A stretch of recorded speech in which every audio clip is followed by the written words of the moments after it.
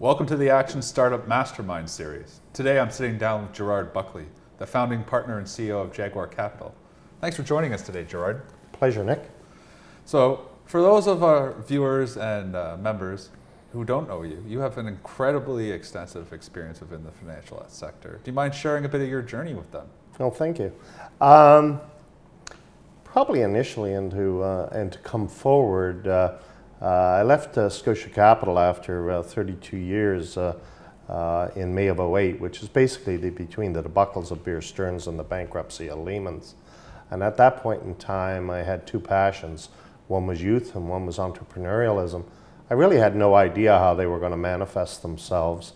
But at the same time, I had gotten my passion from youth, from extensive extracurricular engagement with young people through organizations like the Army Cadet League of Canada and developing scholars who assist in scholarships for youth in Guatemala, and entrepreneurialism, the clients that I did business with. I had a high degree of respect for the true risk those companies and the entrepreneurs took.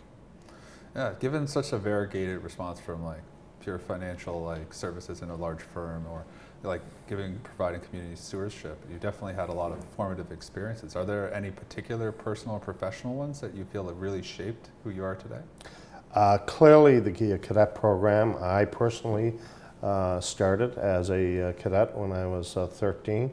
I think the best story that exemplifies it, when I was like 11 or 12, I probably knew as much about hockey as any other person on the face of the earth as a 12-year-old.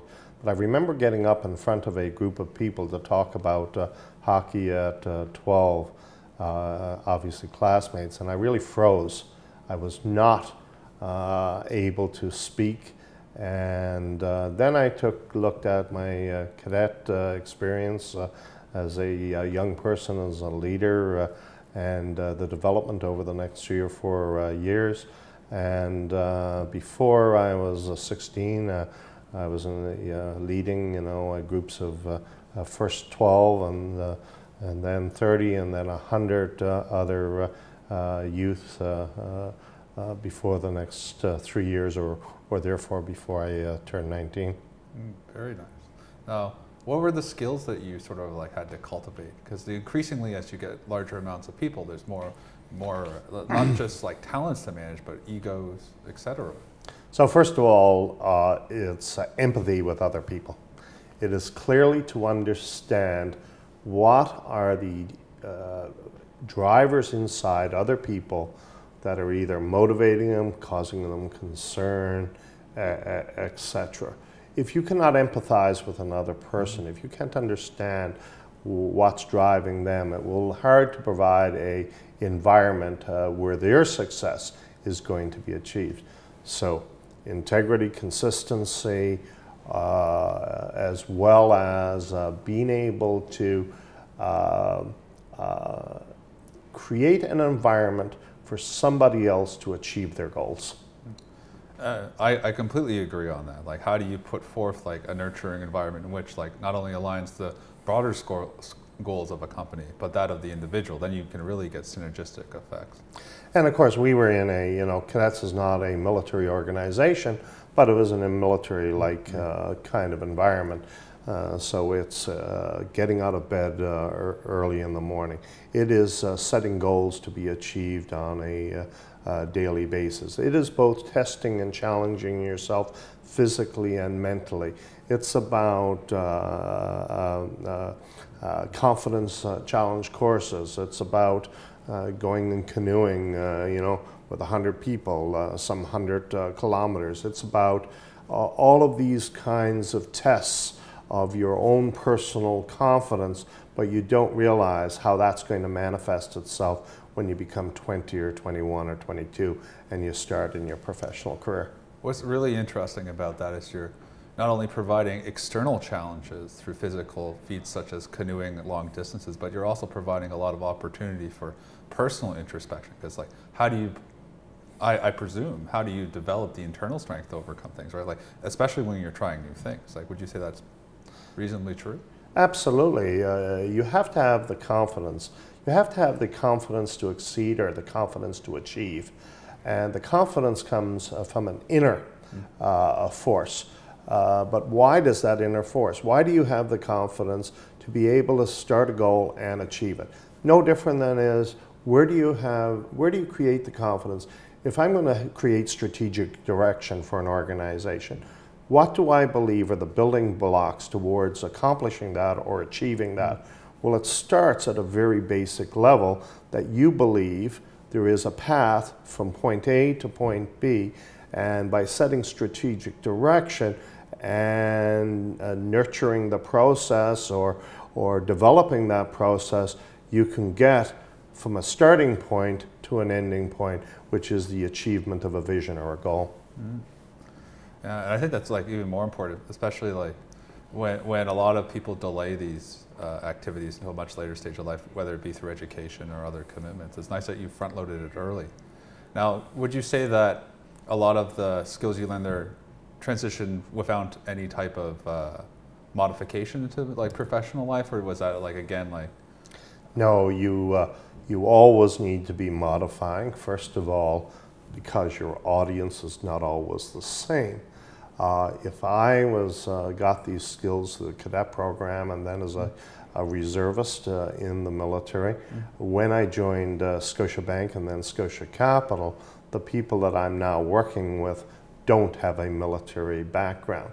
Although I may employ some of those skills, the ways that I come across to people have to be significantly different. First of all, it is not about command and control. It is really about engagement and individual motivation. So you are in a more civilian world. You're creating an environment where somebody else wants to achieve a similar goal to the one that you've set. And you're surely not going to do that in that capacity in a command and control environment. In fact, it's not meant to be that. And then fast forward to today, what you're doing is enabling other people to succeed. You don't tell people to succeed. You're trying to find a way in which you believe you can create a base so they can have the same level of success. So what you're influencing is their ability, really empowering them to have that same level of success. I think you hit on it precisely, empowerment. Like how do you empower people to just achieve, to get in line and to do something bigger than themselves, right? Like, well, it comes to things like, education at its base level. As people, it comes because base levels of needs, I know this is an overused comparison, but if you go back to the Maslow hierarchy of needs and go everything from physiological to self-actualization, well, that's still a model that's really followed. So you are looking for people that are starting to excel through the pyramid and towards a self-actualization. So if you want somebody in your charge or somebody that works for your company to truly have a success, you're going to want to be able to meet the psychological needs of self-esteem and self-actualization. Very interesting. Now, did you find that the transition from a large company like Scotiabank to that of the field of angel investing, which is much smaller, I would argue probably a little less like structured, but maybe not. Like how was that transition for you, and what brought you there? So first of all, it probably started several years before I left Scotia. I could argue that I dealt with the CFOs and CEOs of companies on a daily basis, which is very strategic in its orientation.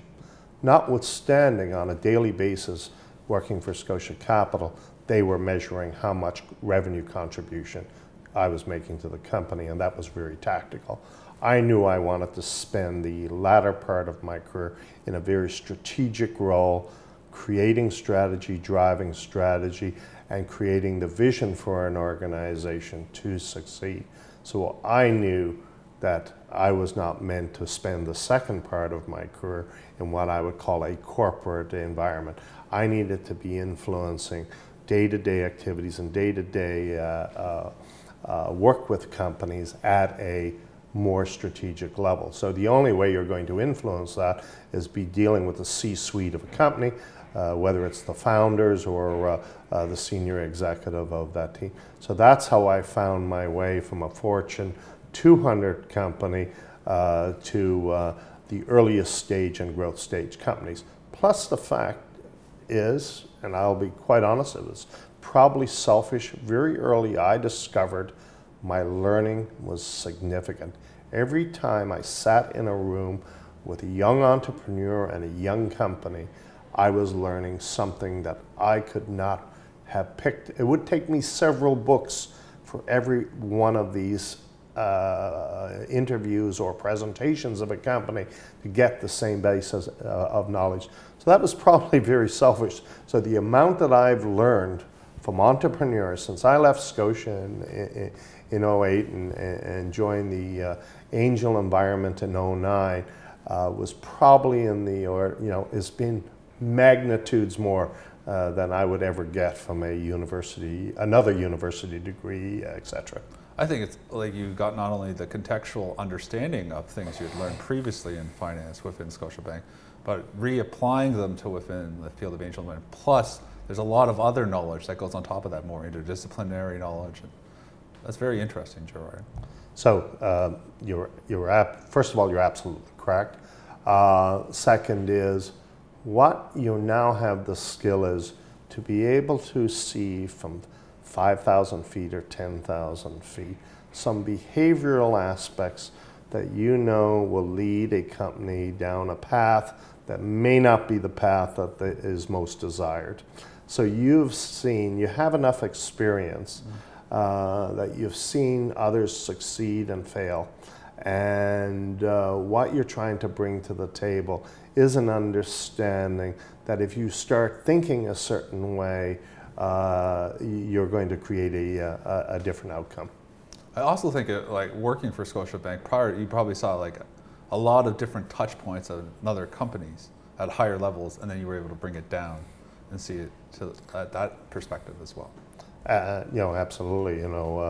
I spent probably the last 20 years of my career deal facing or client facing, and most of my time at Scotia, even though dealing with the biggest companies, we're still interacting on a daily basis with various management levels of the company, helping them solve, although bigger issues and bigger problems around risk management in foreign exchange and interest rates, but still you were dealing with individuals who worked at those companies.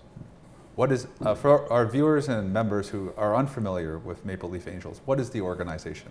So basically, Maple Leaf Angels is a organization of accredited investors or individuals interested in investing in innovation. Maple Leaf Angels is a Toronto-based angel investment group, one of 13 in Southern Ontario and one of 33 in Canada. Now, do they focus on any particular segment of companies? So Maple Leaf probably has its strongest areas in industries like ICE, information, communication, entertainment.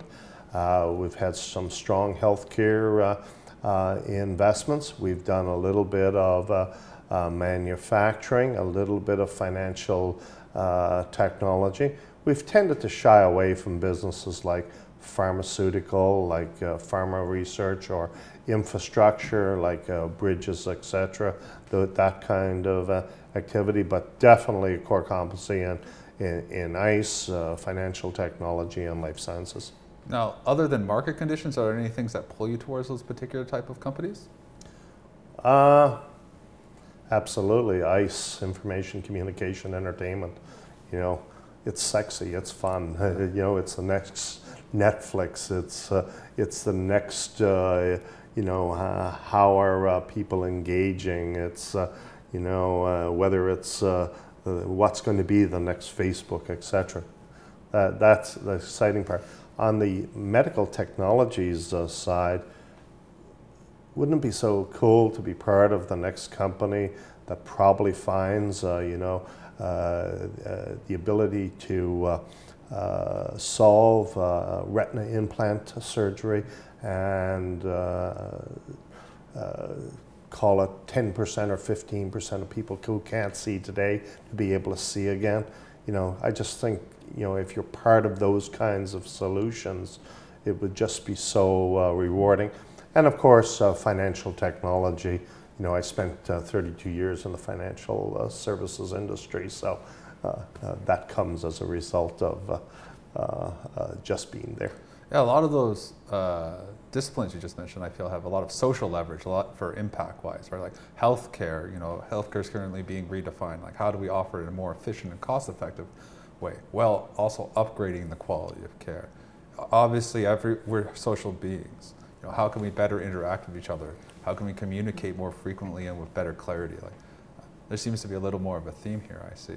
Well, absolutely. You know, I'm a follower of fit-based watches.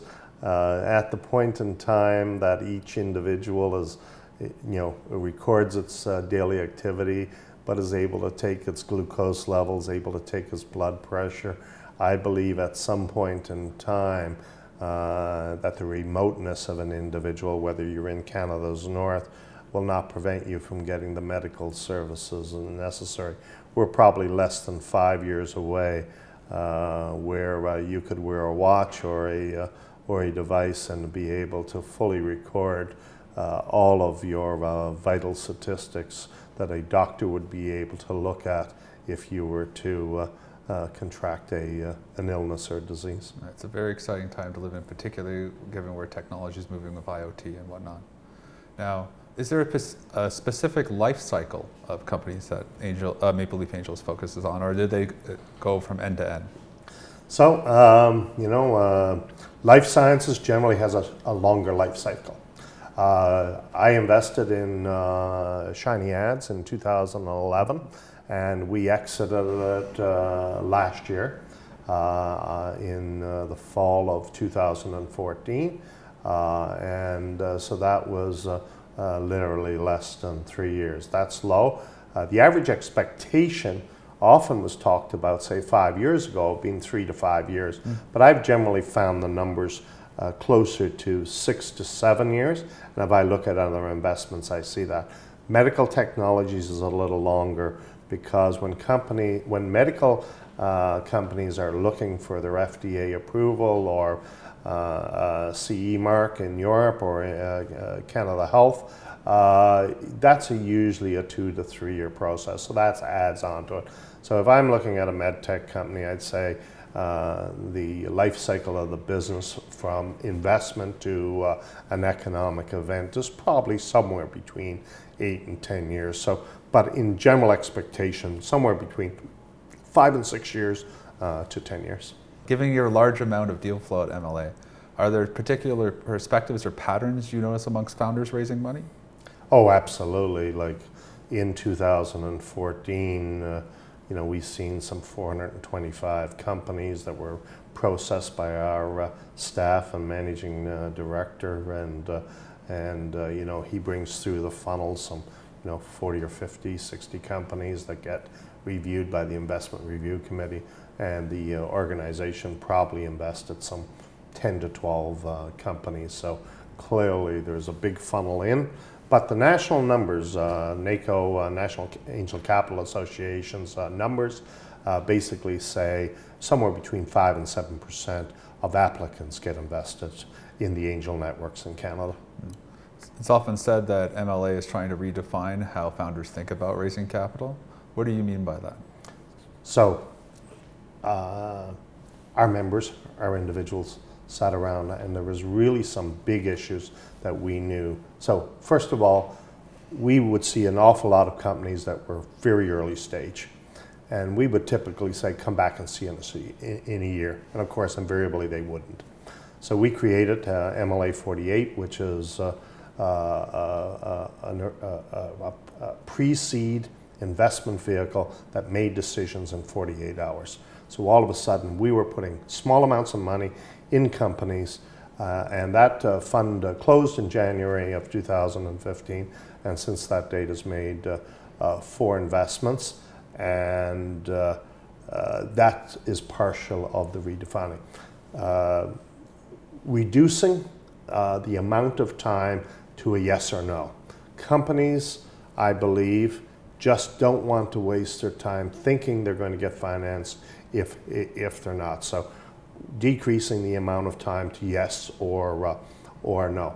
The third thing that I think companies don't realize, and how beneficial, and Maple Leaf has really created a lot of activity around what they refer to as curbside mentoring.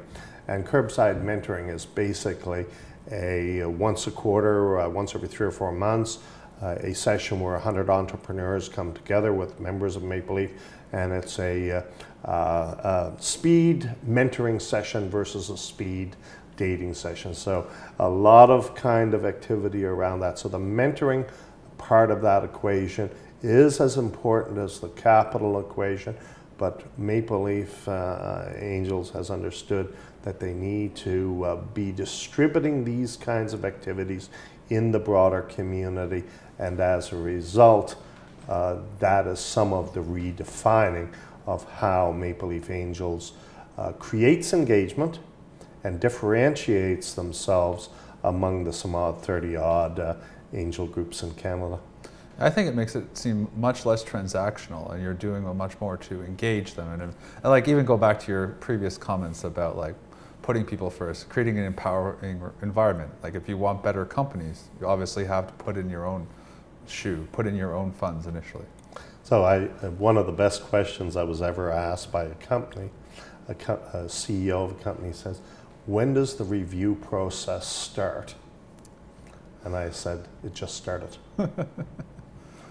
You know, the moment I'm starting to get to know you, the moment as an individual, you've just started. Yeah. And when you hear the question or the statement, the first 30 seconds of a person's introduction, and you often hear the expression about the elevator pitch, etc. The first 30 seconds you meet somebody, that is when the review process starts. I think that's like a great point to take home, because at that point you don't have time to put on your professional mask or put on your mask. You are who you are. Yes, absolutely. Yeah, and I think that's a very good point to take home. What is the current state of the Canadian angel and VC market for founders interested in raising money, or who have raised money might be looking for more? So 2015 numbers, and not out in Canada. The equivalent numbers in Halo report out of the United States does it on a quarterly basis. Canada does it on an annual basis. So the anecdotal information is there's some growth there. 2014 seeing growth over 2013. CVCA, Canadian Venture Capital Association, just released its numbers here for the end of 2015, and those numbers look very promising. Notwithstanding, there's a fair amount of government money that exists in the venture capital space. If there's any big phenomena that's occurring, there's an awful lot of capital coming from the United States to Canada. There's a lot happening between Toronto and Waterloo, but solving the longer term financing equation for companies is a big issue in Canada. But at the same time, you know, we've got a couple of big success stories. You know, everyone is familiar with Shopify on as a household activity, and Shopify is getting a lot of attention in Canada, but it's also drawing attention to the talent pool that exists: Toronto, Waterloo, Vancouver, Montreal, Ottawa. Yeah. The interesting thing is that people don't realize the impact Canadian entrepreneurs and technology-driven individuals have on the world. Like the number 2, I believe, computer science recruits are University of Waterloo in the Bay Area, which is an interesting statistic. You would think it'd be Berkeley or something, or Stanford or whatnot. I forget number 1. Actually, Berkeley might be number 1. I don't want to be misquoted on that. So on that, there's a couple of industries. So first of all, in the medical sciences, the amount of innovative science that is being conducted up here on University Avenue, which is just, as I like to call it, a driver's distance away from Mars, is significant. There is medical research done on genetic research, operations that have been conducted at Toronto Sick Kids, research around innovative cancer treatments are all being conducted in this city. And then we have the financial services industry. For a country, there's nowhere where all of the large financial institutions' head office is within 100 yards of King and Bay in this city. You cannot get that concentration when you go to a New York or a Chicago or a Los Angeles. So those are two particular industries which the mind and management of those industries are so concentrated here in the city. So that attracts a significant amount of talent. Yeah. We definitely have a lot of talent in solving whether it's infrastructure problems along the corridor or whether it's getting more Canadians interested in these fields and taking part because there's different ways you can plug in. Now, something interesting you had mentioned before was like American capital is flowing into Canada, buttressing the need for it. Now, what are the long-term strategic issues facing funding that of like incipient companies in Canada? So the long-term issue is clearly, you know, Canada has generally been a risk-adverse country. Canadians hold less than 10% of their portfolios directly in equity markets, obviously through mutual funds. They hold more, but less than 10% of Canadians hold direct equities. So it is a personal risk aversion for Canadians, whether they're going to invest in innovation. And we have a significant government sector that clearly assists there. So that is a big nuanced difference. The development of the capital markets or the robustness of the capital markets in the United States versus in Canada, and that is a long-term issue to be dealt with. Cite the recent Compass report that replaced the genome report that just came out last fall, and they cite that as the biggest single issue between in Canada, which is Vancouver, Waterloo, Toronto, and Montreal. Very interesting. Now, given your quantitative background, I'm going to ask you perhaps a controversial question. Is investing more of a science, like some say, or is it more of an art? It's actually neither. Ooh, please explain. It's actually neither. It's really a portfolio approach. If you are going to invest, whether I'm investing in public markets or I'm investing in innovation, I have to maintain a portfolio. And what I'm talking about is the idea of diversification. So in an early stage portfolio, if it is going to be anywhere near successful, you need to hold probably somewhere between 10 and 20 investments in that portfolio. The issue is, how do you find the 20 that you're going to invest in? That's where the heavy lifting is, and that is the number of companies you end up speaking with. So when I talked about earlier, the Maple Leaf Angels was seen 450 companies. It is the idea that you will be referred, whether it's from your network or your friends, the most opportune or the most innovative investment opportunities that may be available. So that's where the heavy lifting is done, and it is about networking. It's a people business. It's other people having respect for what you're doing. As an example, in Maple Leaf Angels' case, we've got two references for investment for our pre-seed fund this year from Founders Fuel in Montreal, and it just tells you it's that network that starts to get those opportunities to the table, and then it's creating a portfolio of those opportunities. Very interesting. Now, also along the lines of investing and creating a great portfolio, perhaps you could share some of your plethora of observations at MLA with perhaps elucidating how investors view companies or lessons of that for entrepreneurs, or maybe perhaps how you've seen entrepreneurs interact that you'd like to share with them to be more successful? So entrepreneurs, they start off in the morning looking for investment, and they go to bed in the evening realizing it's so much bigger. From a Maple Leaf perspective, we look for companies that solve problems with strong management teams with good business models. There's no secret other than that. And when we find our members that have good vertical expertise, do good amounts of due diligence, and get engaged with the company as advisors, we see significant increases in the potential of success for those companies. Well, definitely things to ruminate on. Are there any, other than those, are those the most important metrics that you consider when investing? So, the metrics are within in that answer, and the metrics, in my view, are three. In order: team.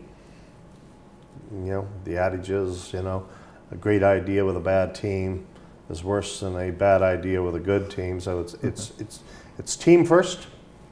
It's business model. How are you going to sell this, and who's going to pay for it? Answer. And the third is, what's the disruption?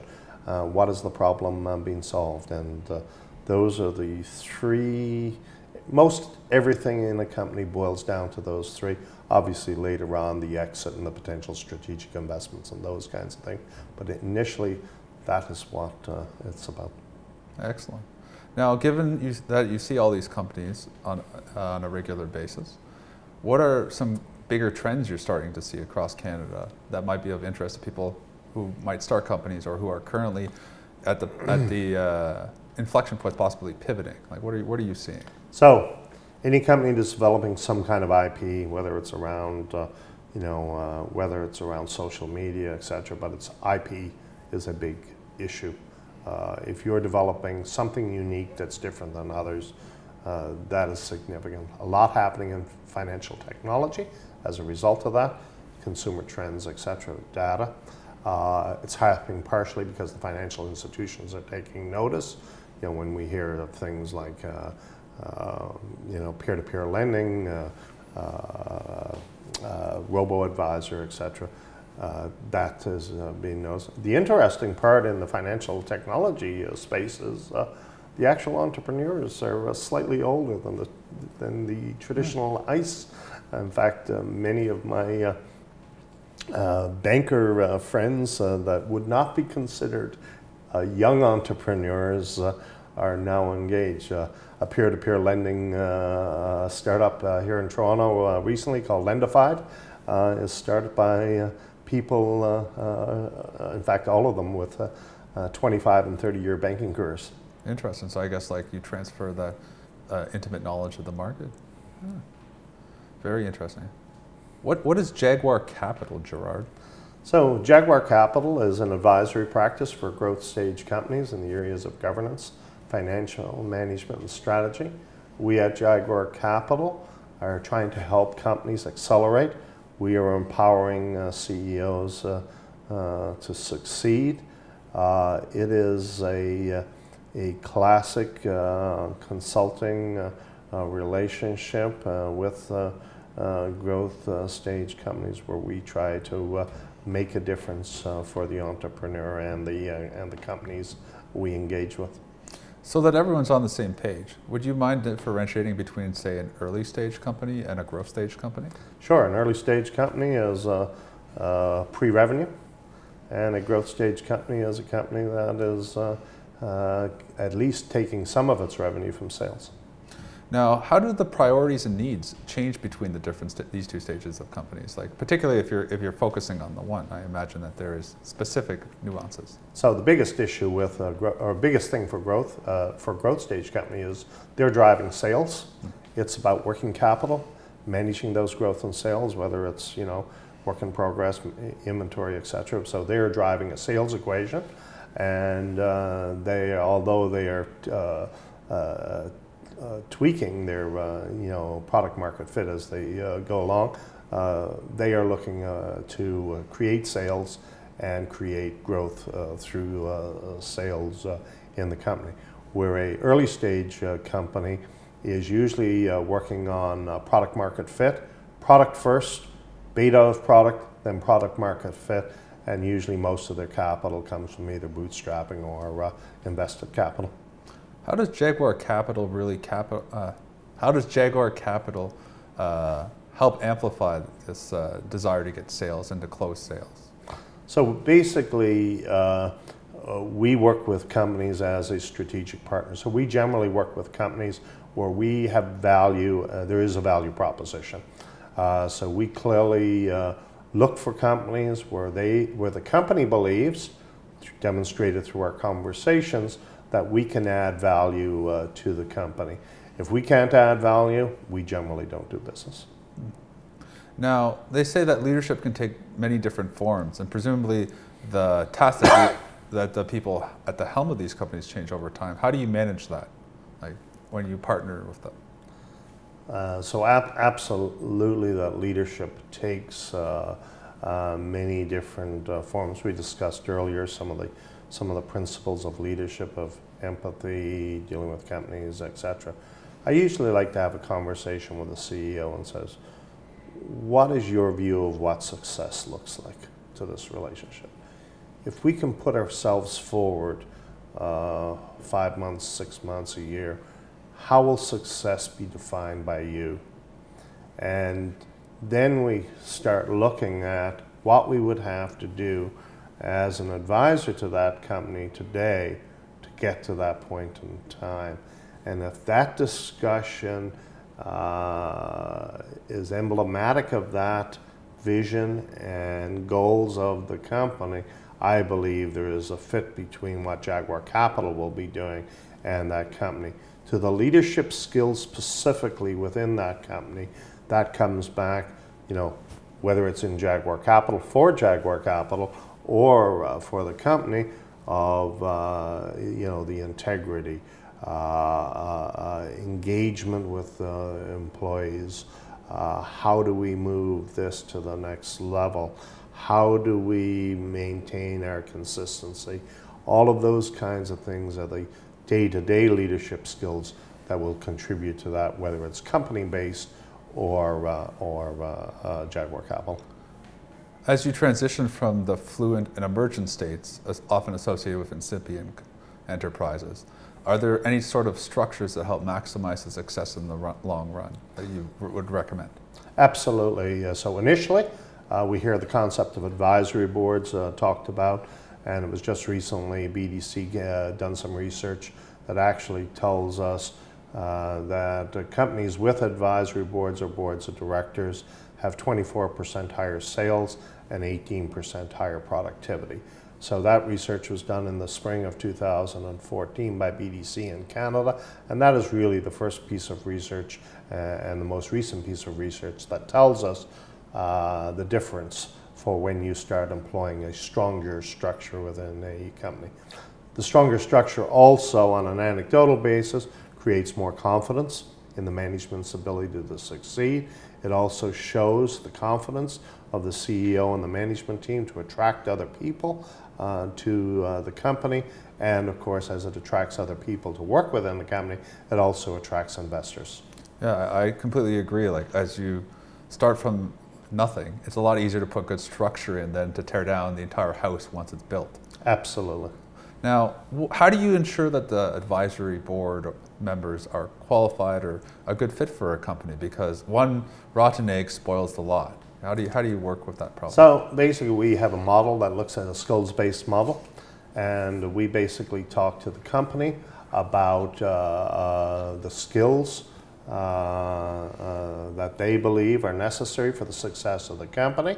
Then we inventory and look at the skills that exist within the company, and we've created a classic skills gap, and then we collate common skills within that and start looking at those common bodies of skills, basically building a fence around the groups of skills. Some of those roles may end up being full-time, some may be achieved through advisory board, And bottom line is when you collate those skills, you create position descriptions, and now you start looking for individuals for advisory board positions or boards of directors positions that will be represented by that skill base.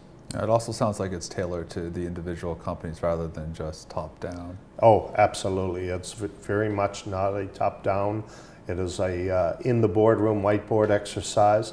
It sits within the company. It is a classic, we now need to gather information to do the analysis. If a company goes out and just fills its advisory board with the first 5 people that it thinks it knows or thinks it needs, then you're probably not dealing with it from a skills perspective. Yeah, I think a structured approach here at least enables you to at least objectively evaluate the candidates. You don't want your last friend you were drinking beer with on a Saturday night. You surely don't need your neighbor, and there's a whole host of people that you don't want, but taking an objective process to this allows you to be able to really build on it as the company grows. Especially in early stage companies where there's a focus on product development, service development, customer acquisition, product market fit testing. The idea of governance is sometimes considered a very foreign concept. What is governance, and why should entrepreneurs be interested in it? Well, governance, very simply, is the structure with which a business is managed. So, you know, it's nothing more complicated than that. And yes, it is very foreign to an early stage company. The first sign of a governance for an early stage company would be an advisory board or a group of advisors that represents that. And then at some stage, an investor may ask for a board of directors, and that becomes the first time the company is asked about putting a governance structure in place. I forget the exact term within complex adaptive systems, but as you increase overhead, obviously the communication paths multiply very quickly. How do you maximize the efficiency of a governance structure while minimizing the bureaucracy overkill? So first of all, I'm not a believer in bureaucracy. Bureaucracy even drives me crazy when it's brought about by regulatory organizations.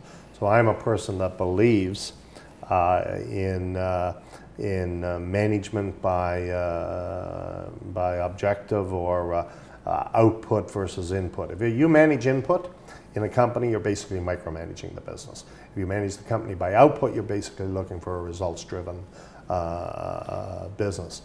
If a board, and the expression is a board should not be, should be noses in and fingers out. So the opposite is basically micromanagement. If a management team creates a strategy, it's brought to the board, it is discussed, and this is the agreed upon strategy, and the management team walks away from that board meeting with the idea that they're going to drive the business based on driving the strategy that was created and approved, and they come back to the board in a month or 2 months' time and report on how they're achieving against that strategy. That should minimize the bureaucracy. Notwithstanding, bureaucracy takes some forms. If a company just creates bureaucracy for the sake of creating bureaucracy, that will be a problem. If the bureaucracy is created over a regulatory environment, like payroll and those kinds of things, you know, that's regulation that you have to follow. You have to keep employment records, you have to keep records for taxes, you have to keep records for investments, etc. I don't equate that to the bureaucracy that cripples companies. When companies themselves create bureaucracy for the sake of bureaucracy, that's a problem. But if we focus on strategy, and if the board creates, the board approves the recommended strategy of management, and that strategy is what is followed, which is created by the vision of the founders, etc., then I believe the company is on a path that will minimize the amount of bureaucracy and focus the activities on the activities that allow the company to achieve. And by focusing on outcome, people get in line. It's again back to what you were saying earlier, people driven. You know, how do you build a company where everyone buys in and think about the greater good, the collective output? I think it's a great thing to take home. You know, given the breadth of topics that we cover today, there's a lot of material that people can follow up on. Do you have any suggestions of books that viewers would be interested in following up on to develop excellence, exceed expectations in any of these topics we covered? Well, the current books that I'm reading, first of all, I'm reading Arianna Huffington's book, Thrive. She's the founder of Huffington Post, and I find it very unique that she was able to develop a digital-only news organization. So a lot of perspective there. I'm also reading Joseph Stiglitz's book, The Great Divide, that talks about how income inequality was developed and some of the things that we can do about it. I found books like Brett Wilson's Redefining Success and Robert Herjavec's book, Driven, to be of great interest. And these are outside of like what I call the startup domain books, like Eric Ries's The Lean Startup and those kinds of books. A book that I plan on reading next, Stanley McChrystal's book called Teams. I've always been interested in military style leadership, so I believe the military does teams very well. But I don't believe the corporate world does teams as well as it says it does.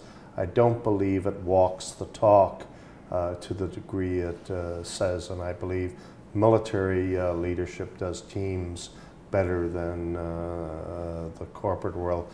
So I've been introduced to Stanley McChrystal's book, Teams, and that's on the next tier of books that I'm going to be reading.